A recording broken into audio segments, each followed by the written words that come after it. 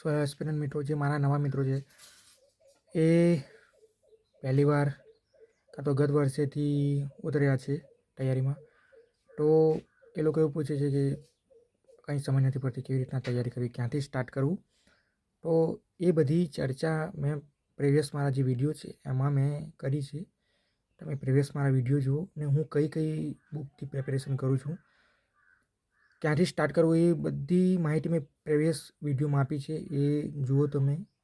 અને હાલ મિત્રો તમે જોઈ શકો છો હું NCERT સિરીઝ 6 થી 12 એમાં એક જ બુક એક છે, પણ સાંસ્કૃતિક વારસો ભૂગોળ ઇતિહાસ એકમાં જ કવર થઈ જાય છે. આ છે બુક એ. આ મારું સ્ટડી ટેબલ છે. તો આ એક બુક છે એટલે 3 સબ્જેક્ટ આમાં કવર થઈ જાય છે: ઇતિહાસ, સાંસ્કૃતિક વારસો, ભૂગોળ. પ્લસ NCERT GCERT 6 થી 12 બેઝ છે. આ બુક યુવા ઉપનિષદની છે. બંધારણની અલગથી બુક તમારે લેવી પડશે કેમ કે 30 માર્કનું પોર્શન છે બંધારણનું. અને બીજી વાત કે કરંટ અફેર્સ ડેઇલી નોટ કરો તો ડેઇલી નોટ કરો, કોઈ પ્રોબ્લેમ નથી. મેગેઝિન મંગાવીને વાંચી શકો છો તમે. કરંટ અફેર્સ બી લગભગ 10 થી 12 થી 13 માર્કનું પૂછાય છે.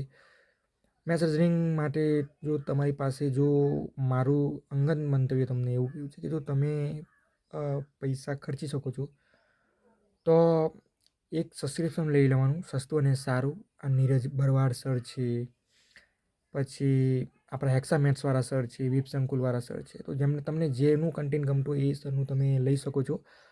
અને એક ડાયરો બનો. અને એવું નહીં કે બધું વિડીયો ટીચ કરો. જ્યારે તમે શીખતા હો ત્યારે વિડીયો સ્ટોપ કરીને જાતે દાખલો સોલ્વ કરો. એટલે વધારે વધારે તમે સોલ્વ કરશો તો એક્યુરેસી આવશે અને એ એક્યુરેસી તમને બહુ જ કામ લાગશે એક્ઝામમાં.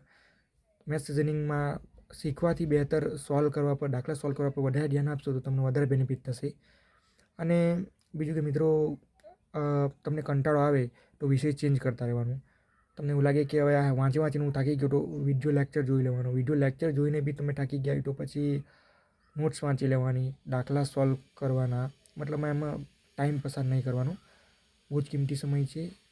ટાઈમ જેટલો જાય એટલો આપણને નુકસાન છે. આપણે એકલા નથી તૈયારી કરવાવાળા, કોમ્પિટિશન બહુ છે. એ તો એ કોમ્પિટિશનને ધ્યાનમાં લઈને આપણે તૈયારી કરવાની છે. એ લોકોથી એક સ્ટેપ આગળની મહેનત હશે આપણી તો આપણું મેરિટ લિસ્ટમાં નામ આવશે. તૈયારી તો બધા જ કરી છે આજે, પણ બધા નથી લાગી શકતા. એટલે મિત્રો સમજો તમે, તૈયારીમાં એવું તો શું કરવું આપણે જેનાથી આપણે એક કદમ આગળ વધીએ. 4 વર્ષ થઈ ગયા છે મને તૈયારીમાં. એટલો અનુભવ થઈ ગયો છે કે મારી કાં ભૂલ છે. તો મિત્રો મેં જે ભૂલ કરી એ તમે ન કરો એના માટે હું વ્લોગ શૂટ કરું છું એસ્પિરન્ટ મિત્રો. એટલે સમયને સમજો અને એક કન્સિસ્ટન્સી બહુ જ જરૂરી છે. ભલે તમે દિવસના 4 કલાક વાંચો પણ રોજ વાંચો. દિવસના 4 જ કલાક વાંચો પણ રોજ વાંચો.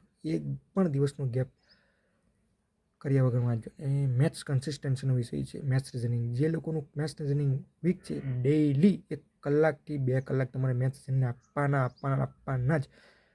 3 થી 4 મહિના થશે પછી એ તમને તમારા માઇન્ડમાં ઘૂસવા બાંધશે.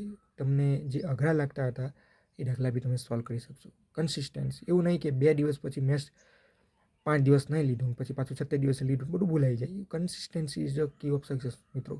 એટલે આ બધી નાની નાની બાબતોનું ધ્યાન રાખજો ને એક પરફેક્ટ ટાઈમ ટેબલ બનાવો.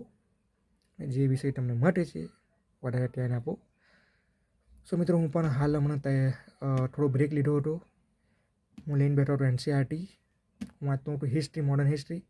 તો મિત્રો તમારા મનમાં કોઈ સવાલ હોય તો મારી સાથે જોડાયેલા રહેજો, કોમેન્ટ કરજો. વાંચો મિત્રો, વાંચો.